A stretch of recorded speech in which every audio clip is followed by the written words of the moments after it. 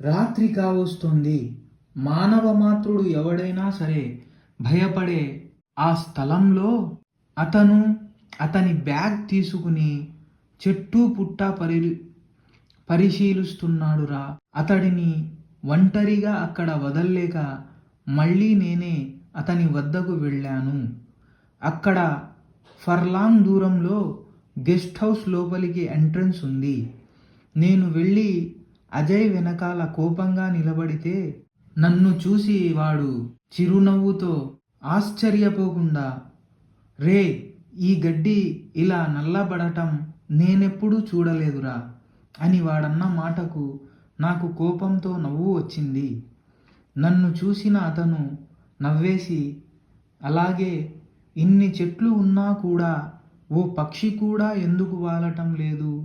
అసలు ఈ కీచురాళ్ళు శబ్దం ఏంటి ఇంత ఉంది? అసలు ఇది కీచురాళ్ల శబ్దమేనా అని అతని సందేహాలు నన్ను అడుగుతున్నాడే కానీ నా సమాధానంతో పని లేనట్టుగా మళ్ళీ అతని పని అతను చేసుకుంటున్నాడు. రే కుమార్, ఇక్కడ మిస్టరీ ఏంటో ఖచ్చితంగా బయటికి తీద్దాంరా అన్న అజయ్ వైపు అలసట ఆదృత నిండిన కళ్ళతో చూసిన నేను అదే అలసట నిండిన స్వరంతో, రే, ఈ రాత్రి రేపు రాత్రి ఉంటే చాలురా, మనం ఎలాగోలా ఎల్లుండి ఉదయాన్నే పనివాళ్లను తీసుకుని మేనేజర్ వచ్చేస్తానన్నాడు. ఇప్పటి వరకు చేసిన ఇన్వెస్టిగేషన్ చాలురా, బాగా అలసిపోయాను, రాత్రి కూడా అయ్యింది, గెస్ట్ హౌస్ లోపలికెళ్ళి రెస్టు తీసుకుందాం రారా ప్లీజ్ అని నిస్సహాయంగా అర్థించటంతో నా మొహం వైపు వ్యంగ్యంగా నవ్వుతూ, సరే సరే పద అని గెస్ట్ హౌస్ లోపలికి నడిచాం. వర్తమానంలోకి వస్తే కుమార్ చెప్పడం ఆపుతాడు.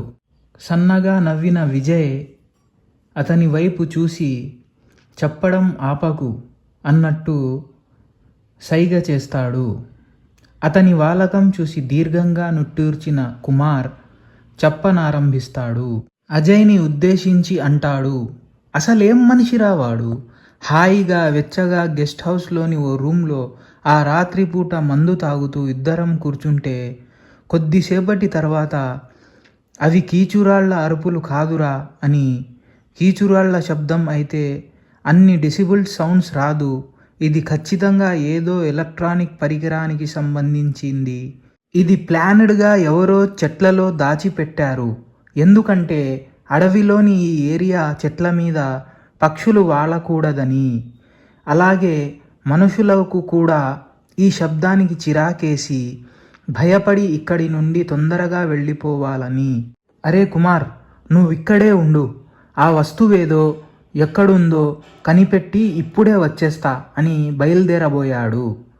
ఆ మాటలకు కోపం తన్నుకు వచ్చిన నేను, అరే అజయ్, ఈ రూమ్లోకి ఆ శబ్దం రావటం లేదు, కాస్త మనశ్శాంతిగా మందు తాగి నన్ను తాగనిచ్చి పడుకోరా, పొద్దున్నే చూసుకుందాం, ఎప్పుడూ నీ మాటే కాదురా, అప్పుడప్పుడు ఎదుటి వాళ్ళ మాటను వినరా అని కళ్ళల్లో కోపంతో, మాటల్లో కరుగుతనంతో, బాడీలో నిస్తేజంతో అనడంతో ఆ రాత్రికి నన్ను కరుణించి మందు తాగి ప్రశాంతంగా పడుకుని నన్ను పడుకోనిచ్చాడురా నాయనా. వర్తమానంలోకి వస్తే కుమార్ కంట్లో ఏదో తెలియని వేదన లాంటి భావన ఉండగా విజయ్ కళ్ళల్లోకి చూస్తూ అన్నాడు, నా జీవితంలో అలాంటి ఒక రాత్రి వస్తుందని నేను అనుకోలేదురా అని ఆప్యాయంగా విజయ్ భుజం మీద చేయి వేస్తూ చెప్పనారంభిస్తాడు. విజయ్ కళ్ళు గుచ్చి అతన్ని ప్రశ్నించినట్టు మన సాహసవీరుడు అజయ్ అర్ధరాత్రి కరెక్ట్గా 1 గంటకు ఏదో చూసి భయపడినట్టు నిద్రలో నుంచి లేచి గట్టిగా అరిచాడురా. ఏది మన సాహసవీరుడు అజయ్? ఆ అరుపుకి నాకు పై ప్రాణాలు పోయినట్టయిందనుకో. తర్వాత తేరుకుని లైట్స్ వేసి అజయ్ వైపు చూశాను. నేను నా జీవితంలో ఎప్పుడూ చూడని అజయ్ని అప్పుడు చూశాను. కళ్ళల్లో భయం, నుదుటి మీద చెమటలు, అతని శ్వాస ద్వారా తెలుస్తుంది. అతని గుండె సాధారణం కంటే 2 రెట్లు ఎక్కువగా కొట్టుకుంటుందని.